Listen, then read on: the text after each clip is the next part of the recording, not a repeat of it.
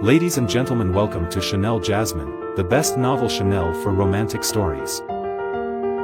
Hai guys, selamat datang di channel Jasmine, channel terbaik untuk menyimak novel-novel romantis. Mohon dukung channel ini dengan subscribe, like dan share video-video yang ada di channel ini. Terima kasih.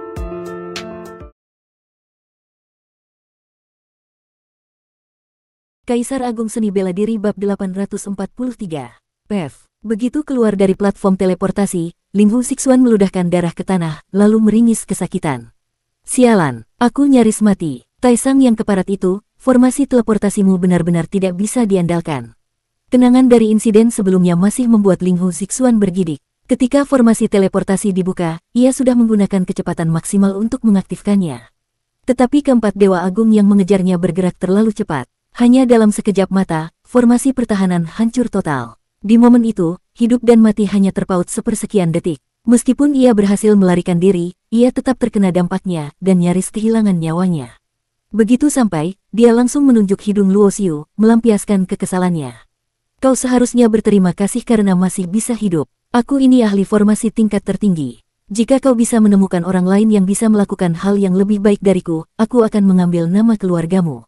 Luo Xiu berkata dengan nada meremehkan. Faktanya, ia memang sudah memperkirakan ini akan terjadi. Itulah mengapa ia sendiri tidak mau menjadi umpan. Meskipun ia bisa melarikan diri dengan teleportasi, tetapi terkena dampaknya adalah hal yang tak terhindarkan. Keparat, kau memang sudah menduga ini dari awal, bukan? Melihat ekspresi Luo Xiu, Ling Hu Sixuan langsung menyadari skenario sebenarnya. Bukannya menyangkal, Luo Xiu malah tertawa dan berkata dengan nada santai, kau pikir aku bisa mendapatkan tambahan 1 bagian keuntungan itu dengan cuma-cuma? Kau, Ling Hu Sixuan hampir memuntahkan darah lagi. 2 kali, aku sudah 2 kali kena jebak oleh bajingan ini. Namun, sebelum ia bisa meluapkan emosinya lebih lanjut, Kiki tiba-tiba menyela, tuan-tuan sekalian, waktu kita terbatas. Aku rasa kita semua tidak ingin membuang waktu dengan pertengkaran yang tidak berguna, bukan? Hahaha, benar sekali, Kiki, aku setuju sepenuhnya. Tidak ada gunanya mendebat hal remeh seperti ini. Luo Xiu berkata sambil tersenyum santai. Karena Kiki yang berbicara, Ling Hu Sixuan tidak bisa membantah. Ekspresinya penuh frustrasi, seperti istri kecil yang baru saja dimarahi suaminya. Menurut rencana awal mereka, keempat Dewa Agung yang mengejar mereka membutuhkan 5 jam penuh untuk kembali ke Sekte Abadi Tianyun. Dan mereka harus menyelesaikan semuanya dalam waktu 5 jam. Baik Ling Hu Sixuan maupun Kiki adalah jenius dari dunia atas. Tetapi bahkan di dunia atas, sumber daya kultivasi tidak bisa didapatkan dengan mudah. Mereka harus berjuang sendiri untuk mendapatkannya. Bahkan kekuatan besar pun tidak akan memberikan sumber daya secara cuma-cuma kepada murid mereka. Karena itu, Ling Hu Sixuan datang ke 3000 dunia untuk menempa dirinya. Namun, sumber daya yang ia bawa tidak cukup untuk mendukung kultivasinya dalam jangka panjang. Jadi jika ia ingin lebih banyak sumber daya, ia harus mencurinya sendiri. Sekte Abadi Tianyun adalah salah satu sekte besar di dunia ini. Meskipun di dunia atas mereka tidak dianggap luar biasa, tetapi harta karun dalam sekte mereka tetaplah sangat berharga. Bagi mereka bertiga yang masih di tingkat Kaisar Dewa, harta yang tersimpan di Sekte Abadi Tianyun adalah kekayaan besar yang tidak boleh dilewatkan. Saat ini, tidak banyak Dewa Agung yang berjaga di Sekte Abadi Tianyun. Kekuatan tertinggi di dalam sekte itu hanyalah seorang Dewa Agung Puncak. Meskipun itu tetap ancaman besar, tetapi masih bisa diatasi. Berdasarkan informasiku, ada 16 tetua tingkat Dewa Agung di Sekte Abadi Tianyun. Hanya 1 yang berada di puncak, 3 di tingkat 7, dan 1 sudah kau bunuh sebelumnya. Jadi yang tersisa hanyalah 2 Dewa Agung tingkat 7. Sisanya hanya Dewa Agung tahap awal dan menengah, tidak perlu dikhawatirkan. Ling Hu Sixuan menjelaskan sambil terbang menuju Sekte Abadi Tianyun. Jelas sekali ia sudah menargetkan sekte ini sejak lama dan telah melakukan persiapan matang. 1 Dewa Agung Puncak dan 2 Dewa Agung tingkat 7, aku dan Kiki akan menangani 2 Dewa Agung tingkat 7, sementara yang puncak akan kau hadapi sendiri. Luo Xiu berkata santai. Sialan kau, aku kena jebak lagi. Ling Hu Sixuan hampir melompat ke arahnya. Kita hanya bertiga di sini. Aku tidak mungkin mengorbankan diriku sendiri, dan aku jelas tidak akan membiarkan Kiki yang menghadapi Dewa Agung Puncak. Masa kau tega membiarkan seorang gadis cantik seperti Kiki menghadapi musuh sekuat itu? Luo Xiu melirik Ling Hu Sixuan seperti orang bodoh. Aku tentu saja tidak bermaksud begitu. Ling Hu Sixuan buru-buru berkata, maksudku, kau harusnya yang menghadapi Dewa Agung Puncak itu. Kau mendapatkan bagian keuntungan terbesar, jadi kau harus bekerja lebih keras. Kau gila, aku hanya berada di tahap kedua Kaisar Dewa. Kau ingin aku menghadapi Dewa Agung Puncak? Kau panggil aku gila. Bajingan Taisang, kau percaya atau tidak aku akan bertarung denganmu sekarang? Linghu Sixuan nyaris meledak karena marah. Namun, sebelum pertengkaran mereka semakin panas, Kiki tiba-tiba berkata dengan suara tenang, jika kalian berdua tidak ingin melakukannya, aku yang akan menghadapi Dewa Agung Puncak. Kalian berdua fokus mencari harta karun sekte. Aku tidak bermaksud begitu, Luo Xiu berkata dengan cepat. Aku juga tidak, Linghu Sixuan tampak pasrah. Tapi karena Kiki sudah mengatakan itu, dia tahu tidak bisa menghindari tugas ini lagi. Berhenti, siapa kalian? Saat mereka tiba di gerbang utama Sekte Abadi Tianyun, beberapa murid penjaga langsung meneriaki mereka. Tempat ini adalah wilayah suci Sekte Abadi Tianyun. Pergilah sekarang juga, atau kalian akan menanggung akibatnya. Teriakan para murid sekte menggema di udara. Namun, Luo Xiu, Linghu Sixuan, dan Kiki hanya bertukar pandang lalu tertawa kecil. Sepertinya sudah waktunya untuk mulai berburu, Luo Xiu berkata santai. Aku datang untuk menghancurkan gerbang sekte ini. Dengan amarah yang sudah menumpuk, Linghu Sixuan langsung menyerbu ke depan tanpa banyak bicara. Dia mengibaskan tangannya, dan hukum waktu mulai berputar. Dalam sekejap, para murid penjaga gerbang sekte langsung terperangkap dalam aliran waktu yang dipercepat. Tubuh mereka menua dengan kecepatan luar biasa, hingga dalam beberapa detik saja, mereka berubah menjadi tulang belulang kering.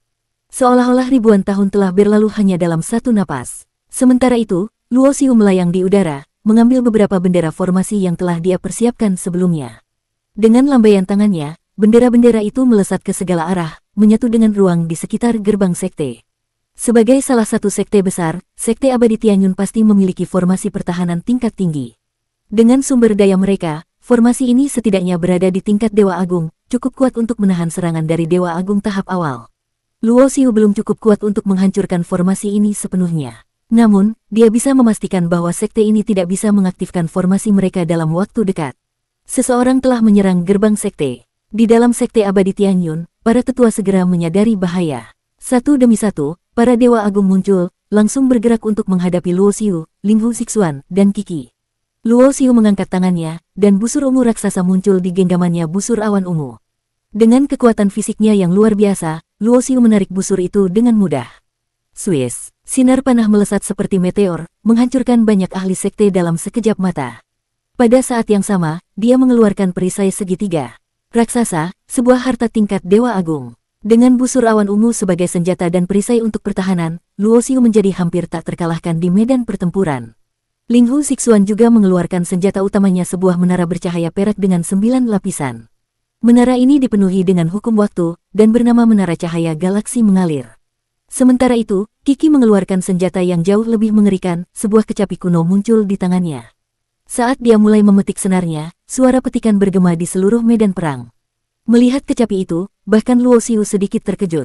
Itu kecapi dari zaman purba. Kiki memegang kecapi legendaris 9 melodi surga yang berduka.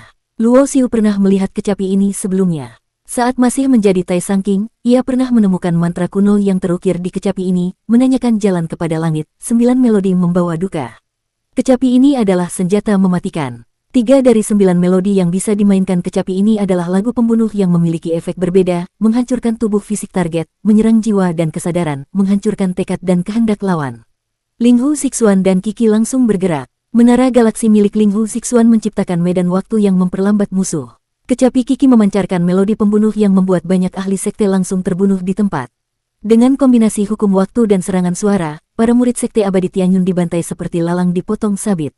Luo Xiu memejamkan mata, dan kesadaran spiritualnya menyebar ke seluruh sekte. Sekte Abadi Tianyun pasti memiliki gudang harta rahasia. Sebagai seorang ahli formasi, Luo Xiu dengan mudah menemukan lokasi-lokasi yang memiliki energi formasi kuat.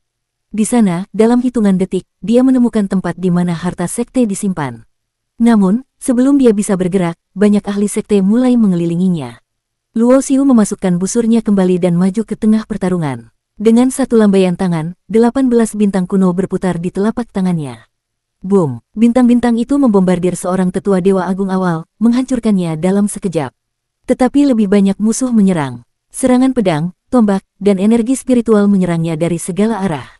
Namun, perisai segitiganya memblokir semua serangan. Luo Xiu menerobos ke tengah-tengah mereka tanpa hambatan. Dimensi hancur. Dengan satu gerakan tangan, Luo Xiu membuka celah ruang sepanjang ratusan kilometer. Banyak ahli yang tidak sempat bereaksi tertarik ke dalam kehampaan dimensi dan terkoyak. Growler. Tiba-tiba, seekor binatang kecil di bahu Luo Xiu mulai berubah. Monster kuno pelahap dewa tiba-tiba memperbesar tubuhnya, mengeluarkan aura mengerikan. CRACK. Dengan sekali gigitan, ruang di sekitarnya runtuh, dan seekor dewa agung terbunuh dalam sekejap. Saat ini, monster kuno pelahap dewa sudah mencapai puncak tingkat dewa agung. Dengan domain pelahap dewanya, dia hampir tidak terkalahkan di sini. Melihat binatang pemakan dewa, banyak murid dan tetua mulai melarikan diri dengan panik. Lari, kita tidak bisa menang. Itu bukan binatang biasa. Itu adalah keturunan kerajaan monster kuno pelahap dewa. Beberapa tetua sekte masih berusaha melawan, tetapi mereka tidak bisa bertahan lama. Hanya beberapa tetua senior yang tersisa, dipimpin oleh Dewa Agung Puncak Sekte. Namun, bahkan dia tidak bisa menghadapi monster kuno pelahap dewa sendirian. Di bawah serangan gabungan dari Luo Xiu, Linghu Sixuan, Kiki, dan monster kuno pelahap dewa, Sekte Abadi Tianyun berada di ambang kehancuran total. Bersambung.